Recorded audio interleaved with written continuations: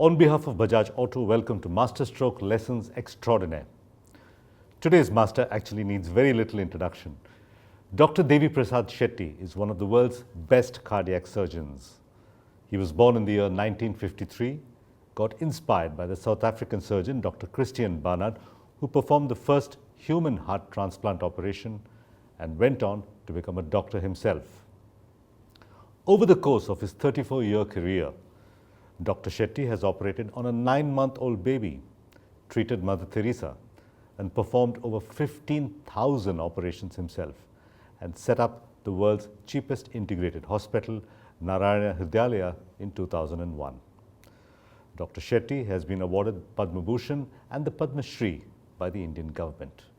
Dr. Shetty, it's a pleasure to have you here on Masterstroke's Lessons Extraordinaire.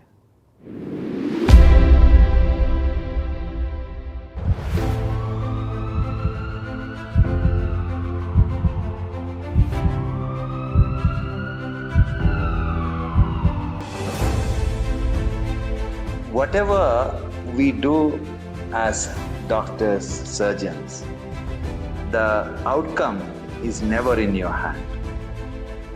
We are only instruments in the hands of God.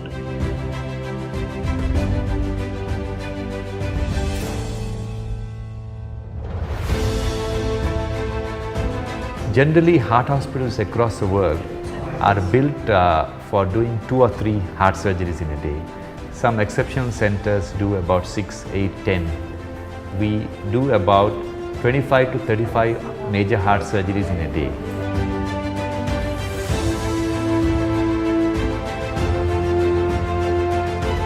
We have 32 hospitals across India.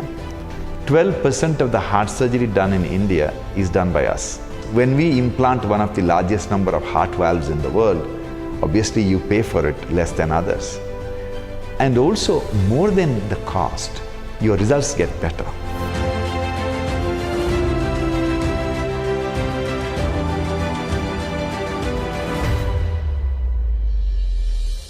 I'm very happy being what I am.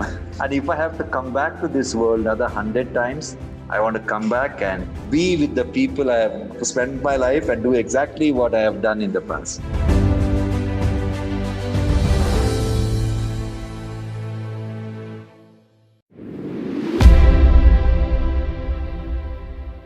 You came back to India in 1980 after doing a specialization in England. You had a comfortable job as a doctor, a lucrative career at Manipal hospitals. Why did you leave it all and start your own hospital? Why take the risk? I think it's the desire to do something different, something big, something which will touch as many lives as possible. We all have one life, so we want to touch as many lives as possible.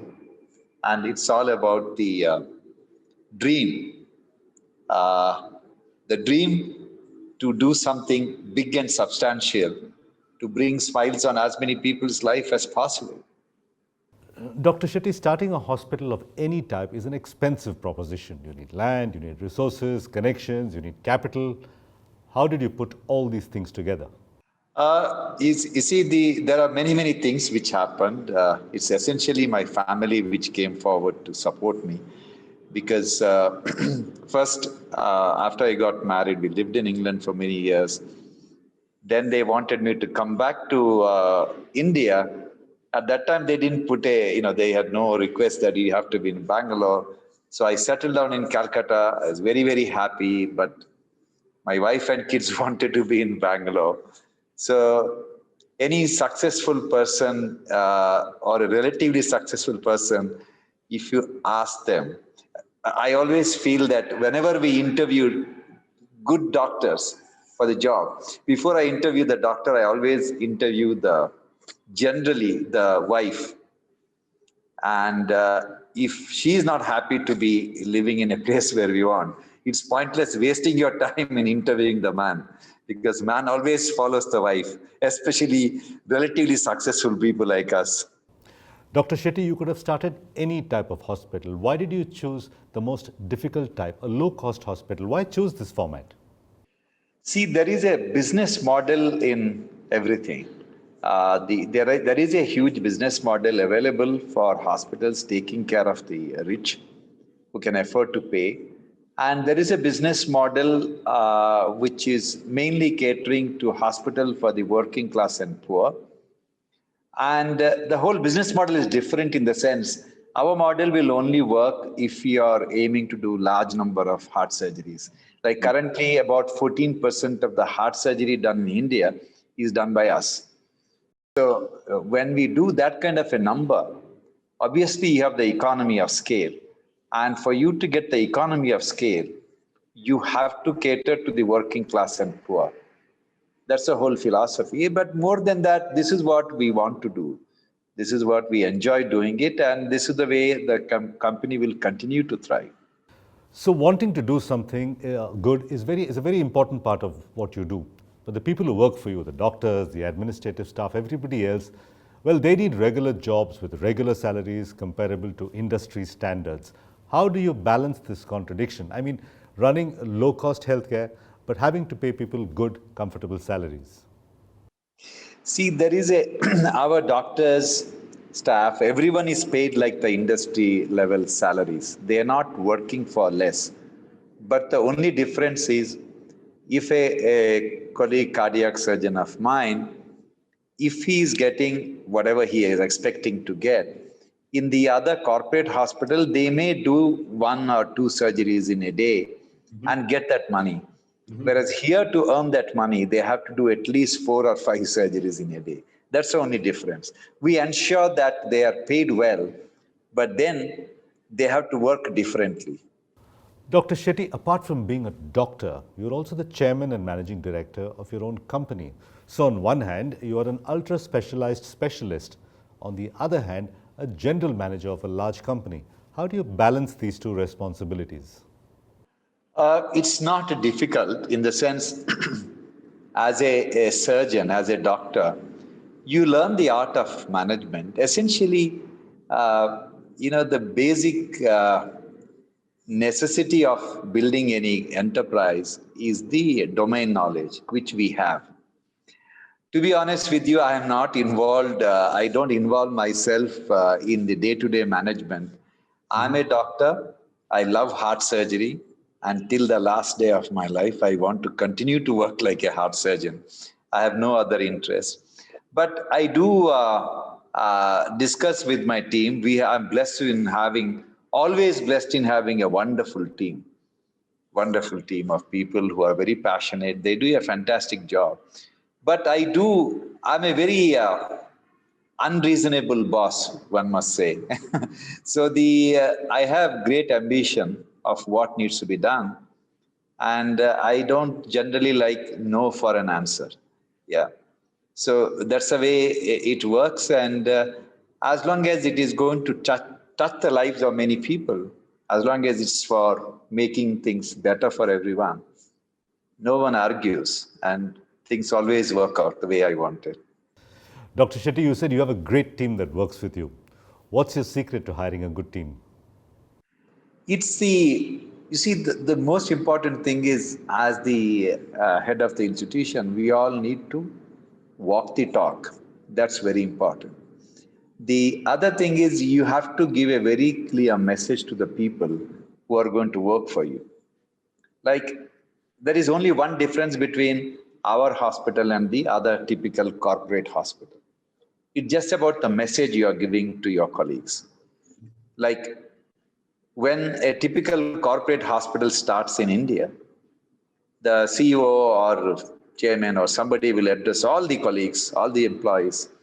They will clearly say that this hospital is built for the rich people. But we also take care of the poor. Whereas when we build a hospital, we clearly articulate that this hospital is built for the poor people. But we also take care of the rich. Well, nice to invert the philosophy around. Exactly. So when somebody without sandals and unshaven face, torn clothes, stands in the reception with the medical records of his child, the receptionist won't look at him or her as an outsider. They are the purpose of the business. And that is very important.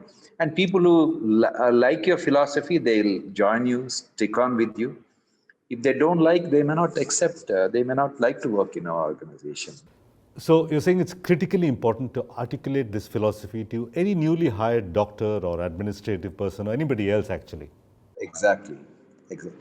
It's all about caring. It's all about compassion. That's all. Dr. Shetty, Narayana Health is also listed on the stock exchange, and that comes with a lot of pressure. What made you go public with your company?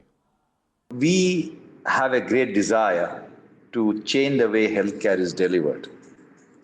And if you want to do that, you need huge capital.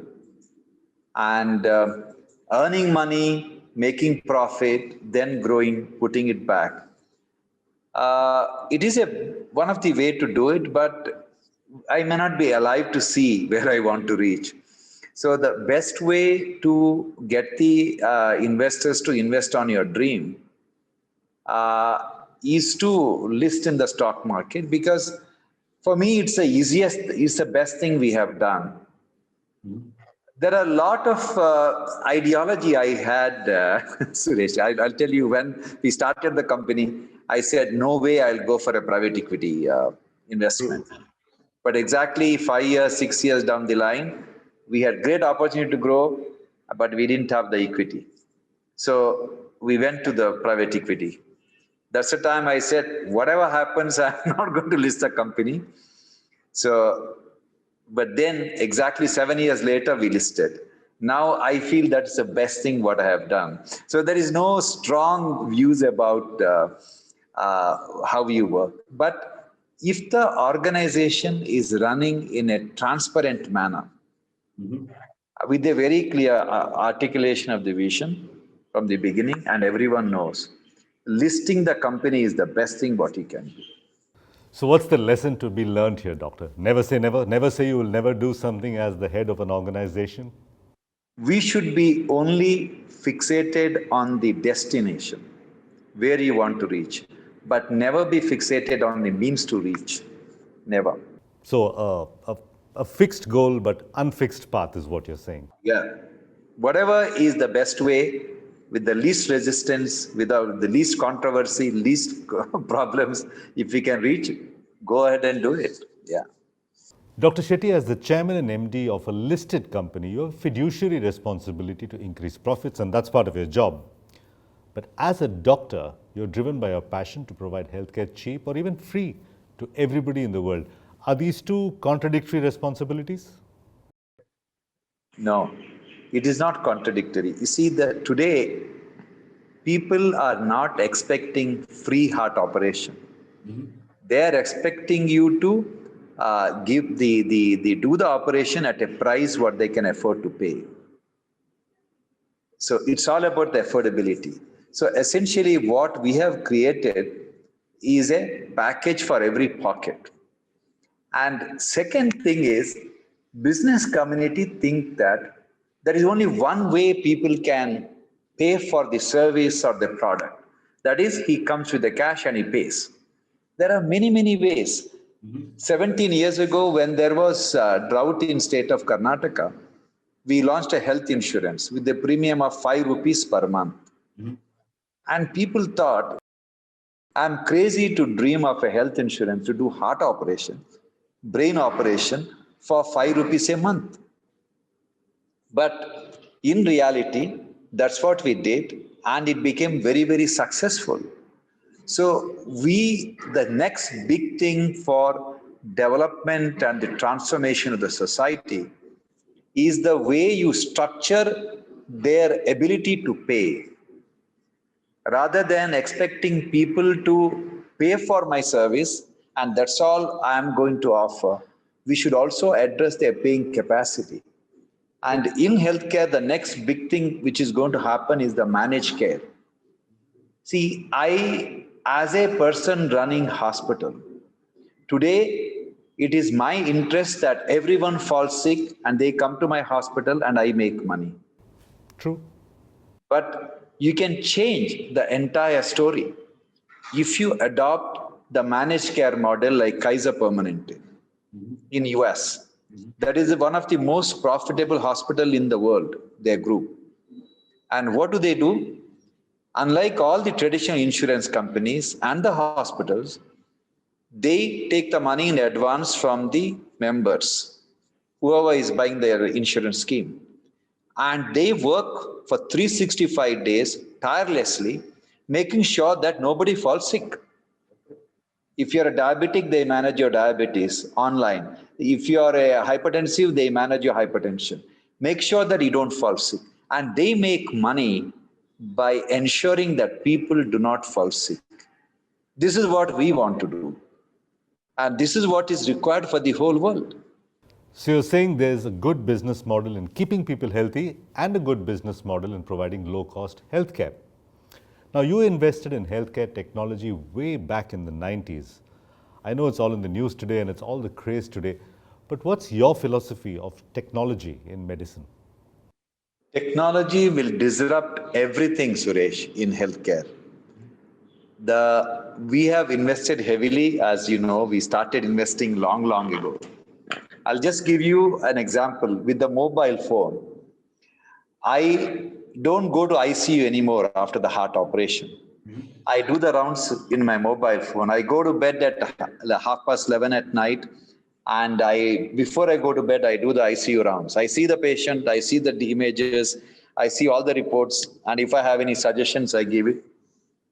I'm up at 4:30 in the morning. The first thing I do is to do the ICU rounds. Before I come to the hospital, I would have finished the rounds. So all these things are happening. Everything revolving around the patient will be revolving around the mobile phone. All the electronic medical records we have developed is for the mobile phone, because doctors look at the desktop only 5 to 6 times in a day. They look at the mobile phone 200 times in a day. So you develop all the tools. And other thing, Suresh, I can tell you, I'll take a bet. Within the next 2 or 3 years' time, any patient anywhere in the world, when they have headache, body ache, fever, any complaints, first time consultation is going to be online consultation. They're going to consult the doctors online, and whoever is going to give the patient the Amazon experience of healthcare. I keep buying stuff in Amazon, which I even don't need it, most of it. Yes. We all love shopping on Amazon. It is the experience. And that is exactly what is going to happen in healthcare. And whoever is going to offer it is going to be the winner. So you're saying healthcare itself can be a pleasant experience. It doesn't have to be a painful experience. Dr. Shetty, you've been described, amongst many things, as the Henry Ford of cardiac surgery. Does this description amuse you?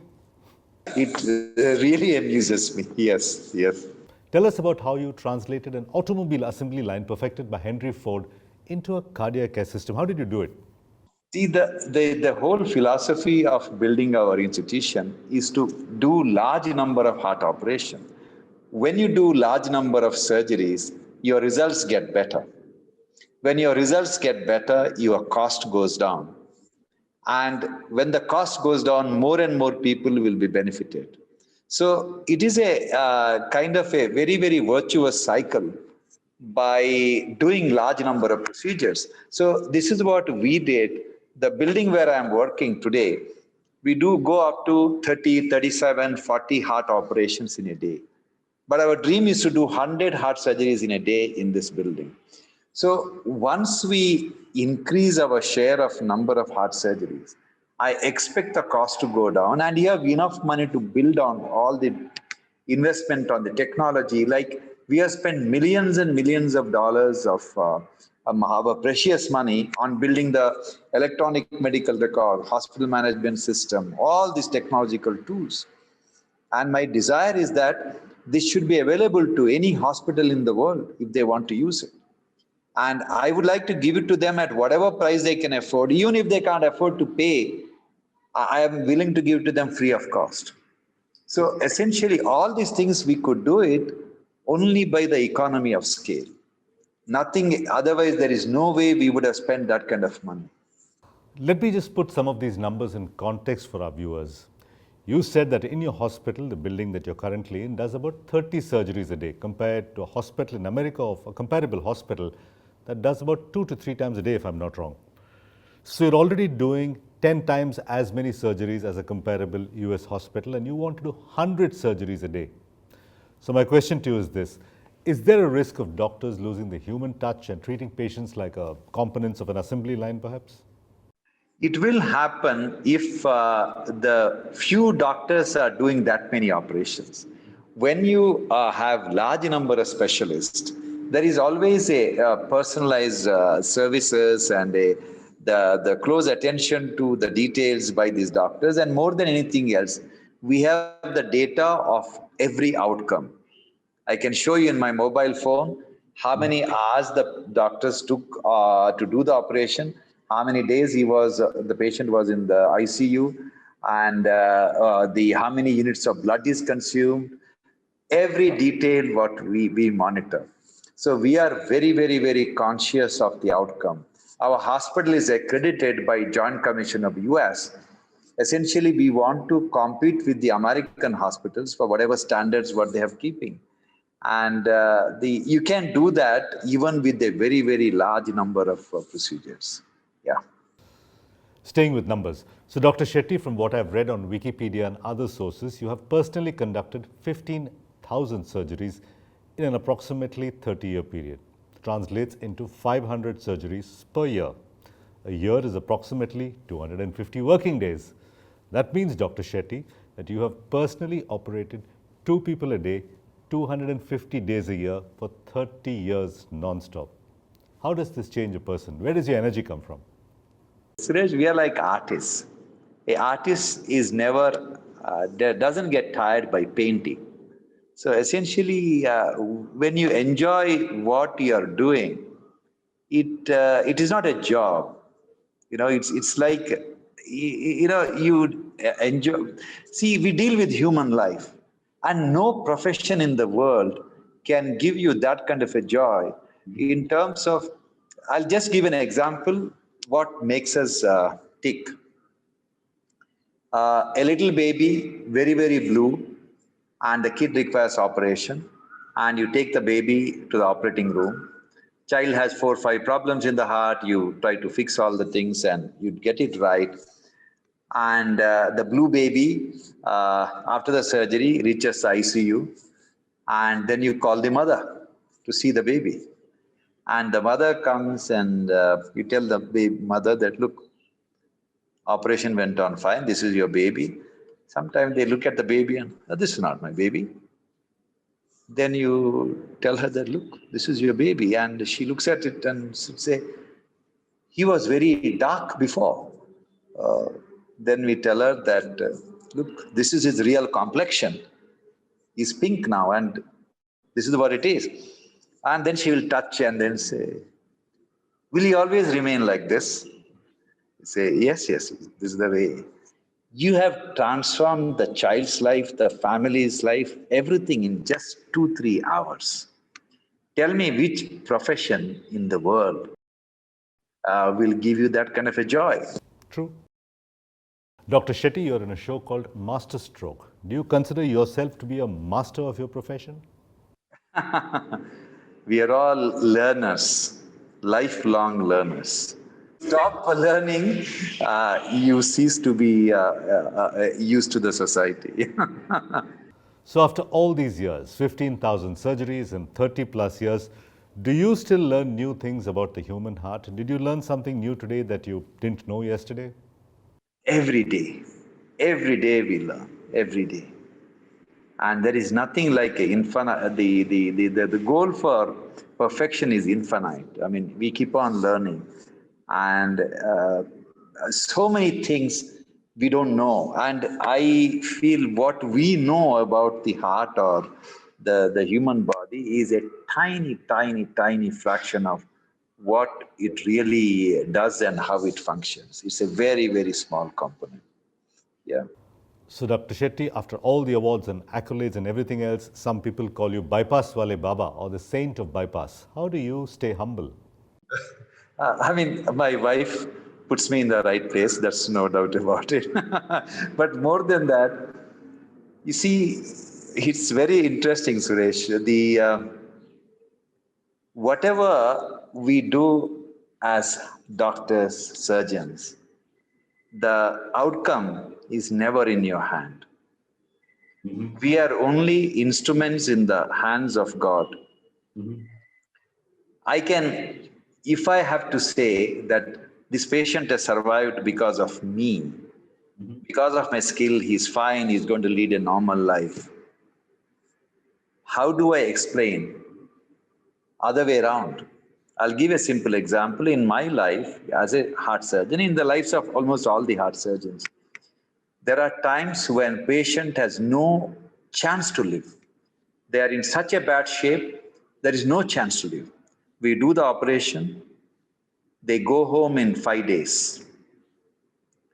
At the same time, there are patients who had a relatively straightforward cardiac condition, and we do the operation, some of them don't survive.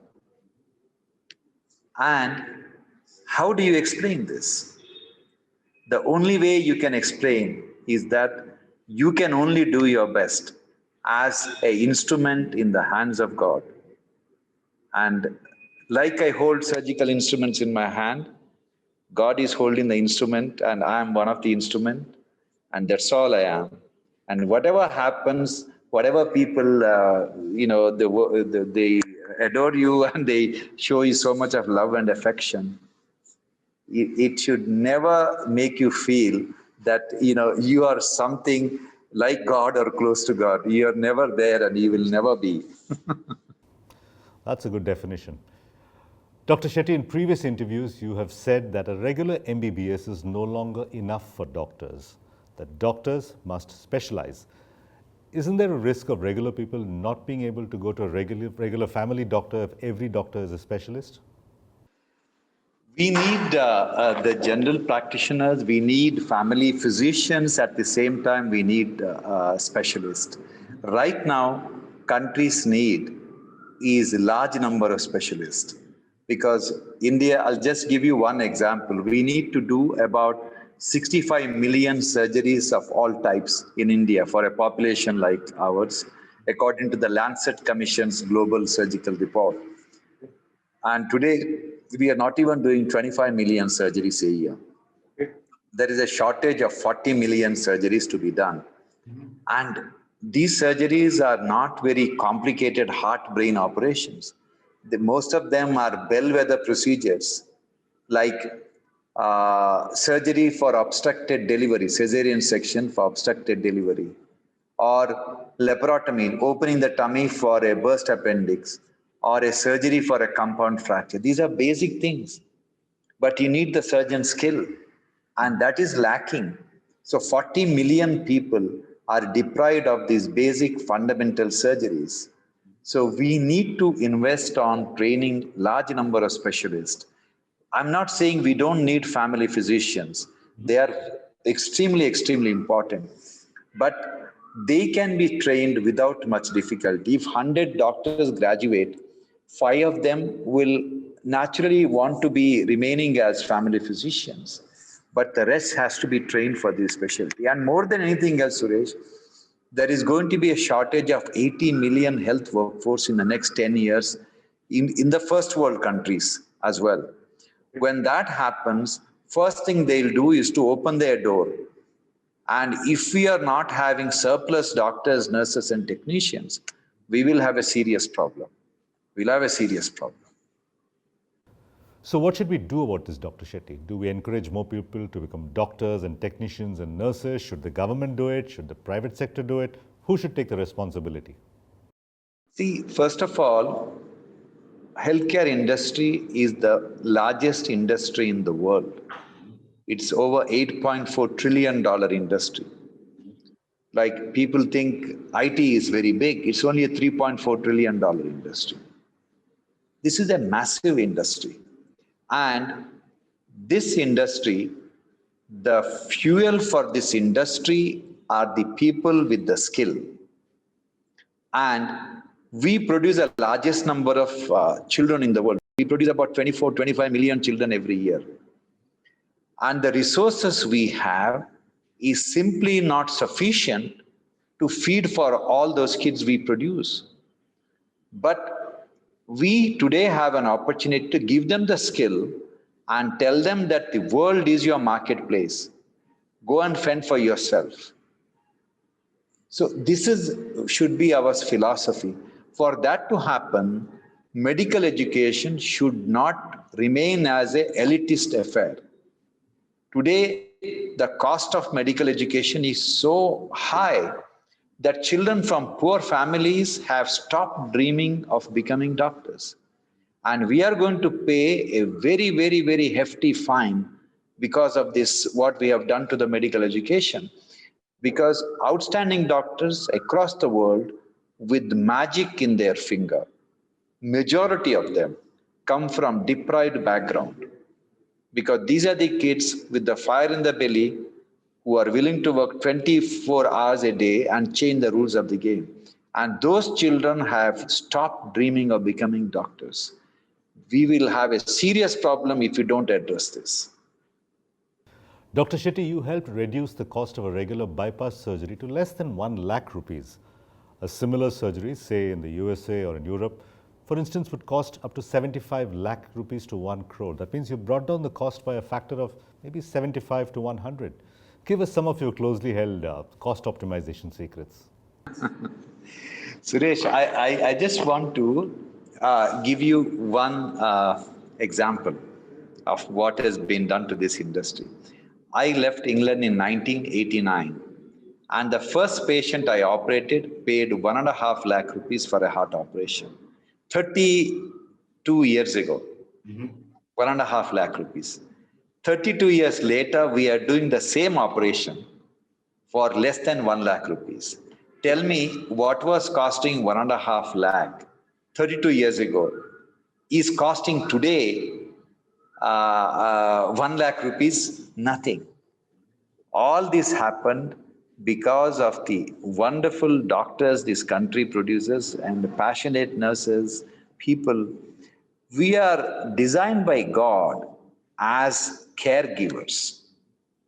This is a wonderful country with the people are truly blessed to be here, because I'll give an example. There was a study by Harvard Business School. They studied the outcome, longevity of Americans treated by American doctors and the immigrant doctors like Indian doctors. And the study revealed that the Americans who were treated by immigrant doctors, mainly Indians, lived longer than the Americans who are treated by American doctors. So we are very, very privileged. But you see, what happens on and off, we hear this thing about hospitals extorting and hospital doctors are cheating. People don't realize that what they are paying for healthcare is nothing compared to any other country in the world. If we have managed to reduce the cost of heart operation for 1.5 lakh rupees 32 years ago, and we brought it down to 1 lakh rupees, 1 lakh 20 rupees. So essentially, it is a huge transformation. But then it hurts us when we are all branded as, the people who want to take advantage of the patients.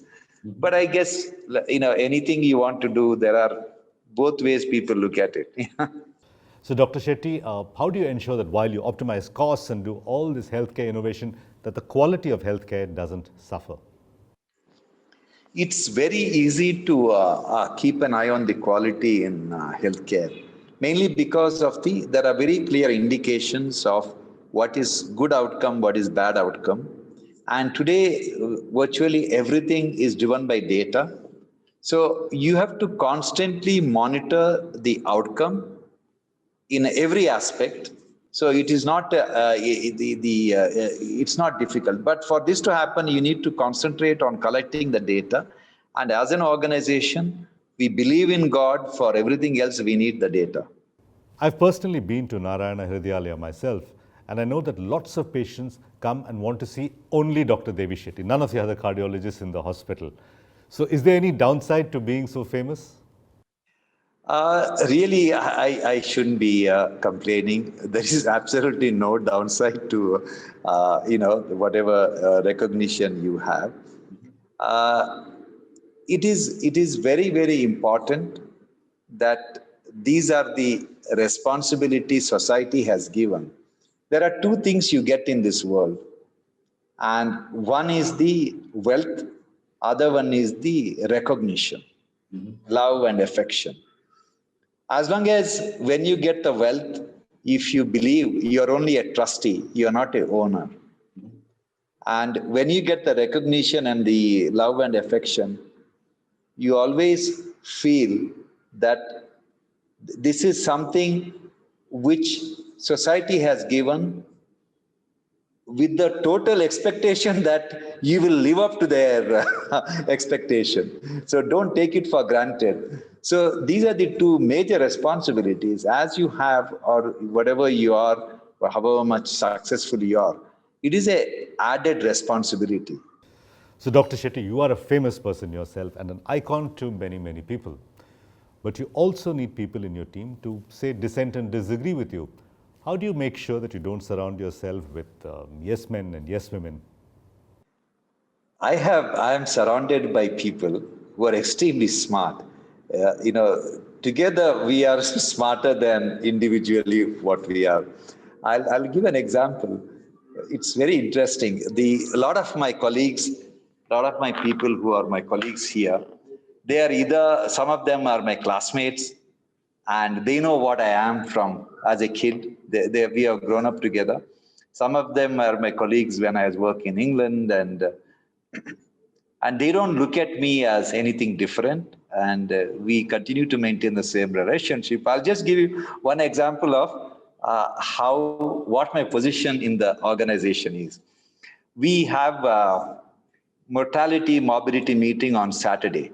So every surgeon presents his data about if something went wrong. We sit together, analyze, and find out what went wrong and what should be done for the future to prevent it. We had a surgeon visitor from US or England, and I didn't meet him before. He was there in the meeting, in the room where we are discussing. And I was presenting one operation I did, and things went wrong, and we are debating about that. And all my colleagues, the way they were pouncing on me, criticizing and commenting everything. This man, he looked at my face, he could sense I am Devi Shetty, but he was nudging the other guy sitting next to him, saying that, is he really the Devi Shetty? The way they were all attacking me. So that is the culture we have created, Suresh. Anybody can say anything as long as it is not personal, as long as it is for the betterment of the company and the society. Everyone is welcome, and we have any of my colleagues can walk in and Disagree with you? oh yeah.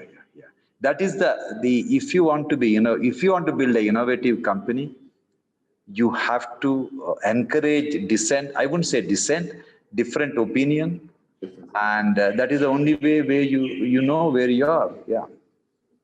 Dr. Shetty, you are obviously incredibly passionate about what you do with regards to the human heart and human health. Is there a danger that this passion can sort of blind you temporarily when you need to take an objective decision about a person or an organization or a situation? If we take 100 decisions, 20 decisions are likely to be wrong. But if you take the decision by discussing with as many people as possible, and I wouldn't say that you're trying to sell the concept to them, just genuinely getting their feedback, and allow the best idea to win rather than the strongest person to win. Yeah. The best ideas should survive, and most of the time they do, but once in a while they don't. Yeah, but there are no regrets. Yeah. There are only experiences in life. There are no mistakes. Dr. Shetty, you run 21 hospitals, 6 heart care centers with 5,859 beds and 19 primary care facilities. In short, you have a large healthcare empire. So my question to you is this: How do you avoid what economists call the principal agent problem? That is, you, the principal, are highly motivated and passionate, but your agents, the downstream workers, the technicians, the doctors, and the nurses, may not share your values entirely. How do you deal with this problem? Uh, you see, as I said, it is a difficult place to work because healthcare is one place where every customer comes to you with the fear of losing someone they love. You can just understand their mental status. In most other industries, when you're dealing with your customers, they're all happy customers, or at least most of them are happy. They are trying to get something more out of their life. But when they come to us, they are in the worst mental frame. Because in any business, when there is a seller or a person who's producing the item, there is a buyer. The discussion is always about many, many things, but the discussion is never about death. And in my profession, in our life, as people running healthcare, the discussion is all revolving around death. So it is not a very kind of a attractive place for most people to work. But people who decide to work, and once they realize the beauty of what we are doing and the opportunity to be hero in the lives of so many people, they embrace this, and then there is no going back. So essentially, it is not difficult to sell your dream to others and get them to hook on to whatever you believe is right, and they see it over a period of time. And it's not difficult for us to attract talented people. No. And with that, it's time for our rapid fire round. I'm going to ask you 8 to 10 questions that you need to answer in one sentence. Are you ready, Dr. Shetty? Yes. What's next for Dr. Shetty? Any milestone left to achieve?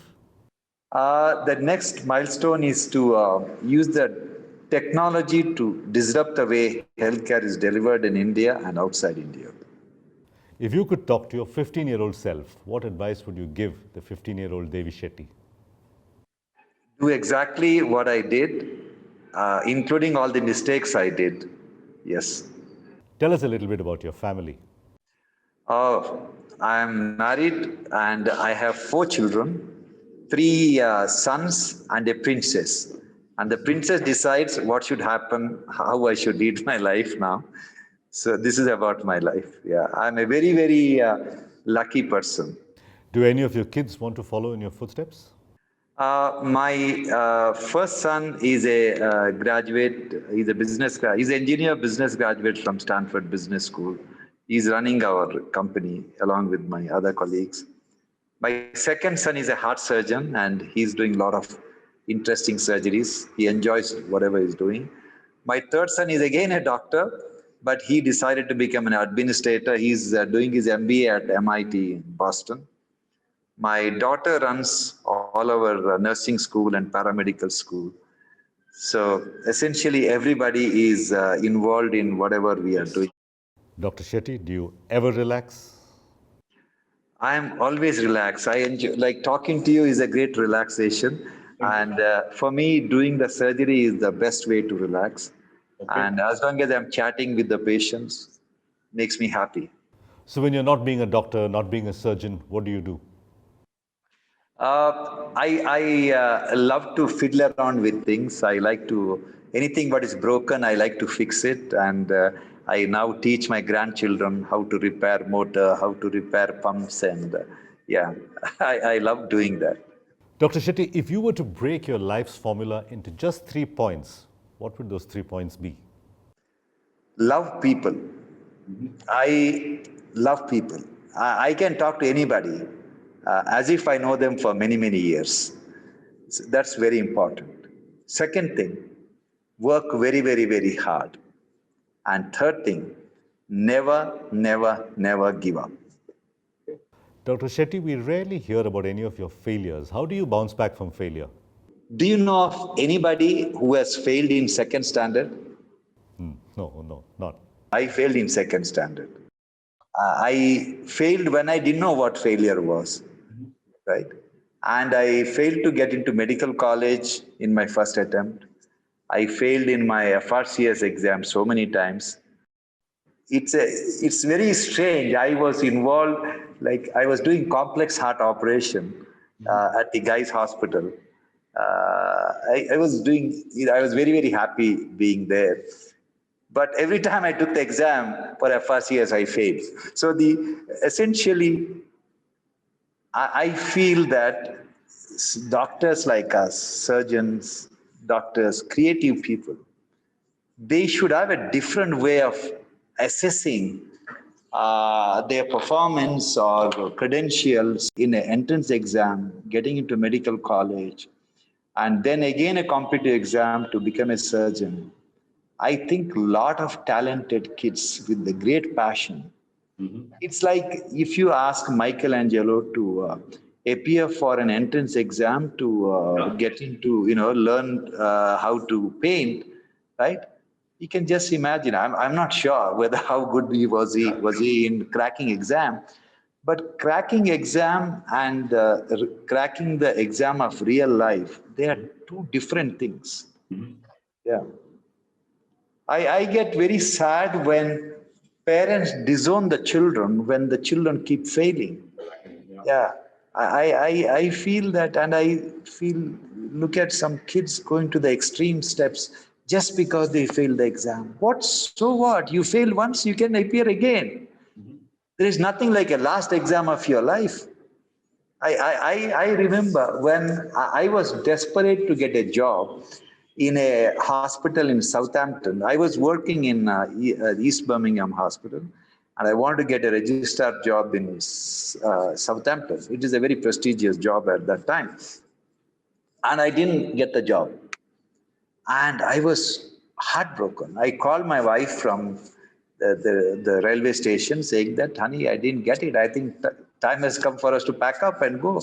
She just said, something better waiting for you. And that exactly what happened. I got the job at that time in Brompton Hospital, which subsequently I joined Guy's Hospital, some of the best hospitals in Europe, right? You will never know what is, what you're destined to as long as you don't give up. So that's why I always tell youngsters, doesn't matter, these setbacks in life are always part of your life. Never give up. How are you personally preparing for the future of medicine? AI doctors, robot surgeons, how are you prepared? Personally, I am very passionate about technology, and we are building a digital platform which I feel is very, very advanced compared to whatever is available in the world today. And hopefully within a year, it should be ready for us to give it to others. And I want this to be available to every hospital on the planet at whatever price they can afford. Even if they can't afford it, I'm willing to give it to them free of cost, because this is the beauty of converting atoms into bytes. Dr. Shetty, thank you very much for taking the time. We at Bajaj Auto are very grateful to you. Thank you. Thank you, Suresh. Thank you so much.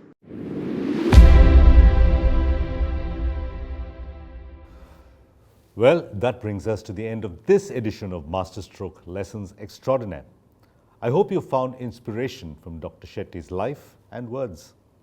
If you'd like to see more, search for a show called The Surgeon's Cut on Netflix. We'll see you on the next edition of Masterstroke. Till then, happy learning.